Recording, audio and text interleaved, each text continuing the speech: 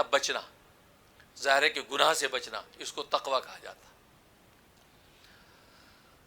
حضرت عمر بن خطاب رضی اللہ تعالیٰ نے ابی بن کعب رضی اللہ تعالیٰ سے پوچھا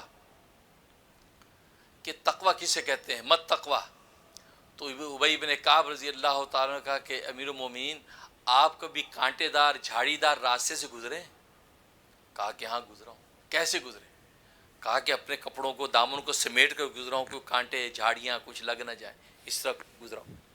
فرمایا کہ بس اسی کو تقوی کہتے ہیں کہ انسان دنیا کے اس راستے میں اپنے دامن کو گناہوں سے سمیٹتے ہوئے گزر جائے، یہ تقوی ہے۔ چھوٹے گناہوں، بڑے گناہوں، ہر طرح کے گناہوں سے اپنے آپ دامن کو سمیٹتے گزر گیا، فرمایا یہ تقوی کی منزل پا گیا۔ اس کو کہتے تھا گناہ سے بچنا۔ اور عجیب بات ہے کہ پورا قرآن اٹھا کے دیکھ لیں، تقوی والوں ہی کی فضیلت ہے۔ اور شروع میں آپ نے دیکھا فرمایا ھدی للمتقین، کہ یہ قرآن کریم تقوی والوں کے لیے ہدایت ہے۔ جگہ جگہ کا لعلکم تتقون، تاکہ تم تقوی والے بن جاؤ۔ روزے فرض اس لیے گئے تاکہ تم تقوی والے بن جاؤ۔ تو آخر کیا بات ہے؟ اور ان للمتقین مفازا، تقوی والوں کے لیے کامیابیاں ہیں، تقوی والوں کے لیے انعام ہے۔ تو یہ کیا بات ہے کہ تقوی ہر جگہ ذکر کیا جا رہا ہے اور متقین کے لیے سارے انعامات ذکر کر رہے ہیں۔ آخر تقوی کے اندر کمال کیا ہے؟ اور تقوی کی میں نے حقیقت بتائی کہ تقوی کہتے ہیں گناہوں سے بچنا۔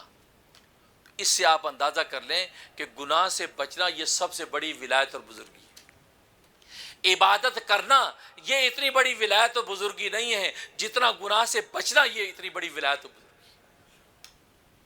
گناہ سے بچنا یہ اصل ولایت ہے۔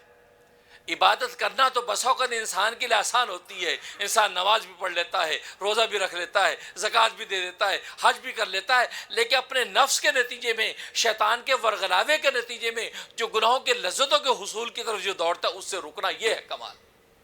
یہ ہر ایک کو نصیب نہیں ہوتا۔ اس لیے گناہ سے بچنا یہ سب سے بڑی ولایت۔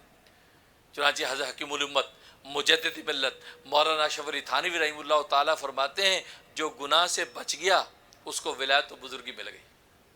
صرف 5 وقت کی نماز پڑھی، رمضان کے روزے رکھے، فرض زکوٰۃ ادا کر دی، حج فرض ہو کے تو حج کر لیا، بس اس سے زیادہ اس کی زندگی کی کوئی عبادات کا پہلو نہیں ہے، لیکن چھوٹے بڑے گناہوں سے بچتا ہے، فرمایا کہ اس سے بڑا ولی کوئی نہیں۔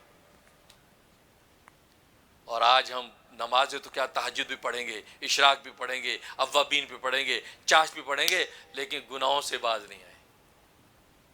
گناہوں سے باز نہیں آئے۔ کیا مطلب؟ خلطوں میں گناہ، جلوتوں میں گناہ، زبان سے غیبت، زبان سے چغلی، زبان سے گویا کہ جھوٹ، گویا کہ اور مال کے اندر خردبرد، کتنے گناہ زندگی کے ایسے ہیں جو شب و روز ہمارے ظاہر و باطن سے صادر ہو رہے ہیں۔ بظاہر ہم ساری عبادتیں بھی کر رہے ہیں، تو معلوم ہے کہ تقوی کی حقیقت ہمیں حاصل نہیں ہوئی، کیونکہ ان عبادتوں سے مقصود تو تقوی کی حقیقت حاصل ہونا تھا۔ جب ان عبادتوں سے تقوی کی حقیقت حاصل نہیں ہوئی، اس کا مطلب ہے کہ وہ عبادت اللہ کی نظر میں نہیں ہے۔ جب عبادت اللہ کی نظر میں نہیں ہے تو پھر تقوی بھی نہ ملا اور عبادت بھی نہ رہی، دونوں طرف سے خسر دنیا والآخرہ، دونوں طرف سے انسان نقصان اور خسارے میں پڑ گیا۔ اس لیے تقوی بہت بڑی چیز ہے، تبھی کا لعلکم تتقون، تاکہ تم تقوی والے